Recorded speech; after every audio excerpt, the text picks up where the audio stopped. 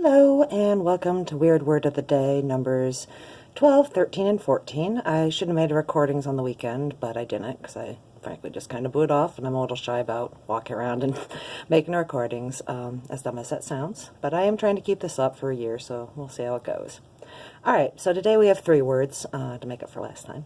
And the first one is a word I really like because it sounds great. It's kind of like saying the word salsa, and that is the word Rhadamanthine. Rhadamanthine.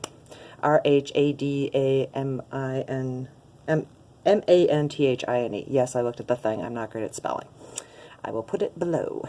And Rhadamanthine basically means showing stern or inflexible judgment. So in my case, a good sentence would be, the dean had a Rhadamanthine attitude about the faculty asking for more professional development funding. I know, that's not a great sentence for everyone else, but it works for me. Alright, weird word of the day number 13 is a phrase. It's not actually a word, but it's a phrase that I never really knew what it meant and just kind of skipped over, so I enjoyed learning it, and it is simply the phrase, hang fire. And I never quite got what this meant. I always assumed it was some sort of sports phrase, but it's actually a military thing.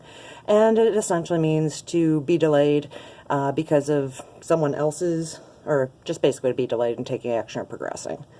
And it comes, again, like I said, from 18th century firearms, when all those guys used to shoot at each other, and the ones had to kneel in front so the guy in back could shoot, and it was all very coordinated. So to hang fire was basically to wait for your co-soldiers to pick up their weapons and help you. So you had to hang out or hang your fire because, you know, you were lighting your gun off with tin powder and flame.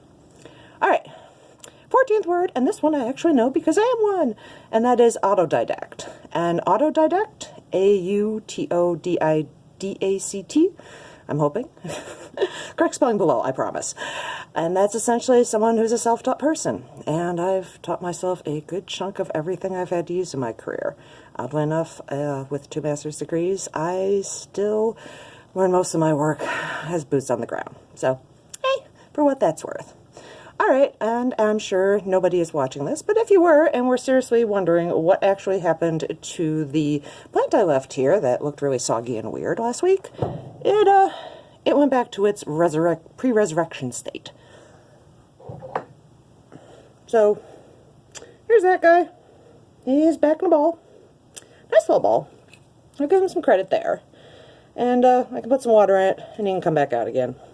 Which I'll do in little stages, but like I said, the pictures on the internet made me think it was actually going to be greener. So I have to investigate more air plants. If you have air plants or any other office greenery suggestions that don't require actual light, please leave them below if you actually are watching. All right, thank you, and I promise I'll try to talk to you tomorrow.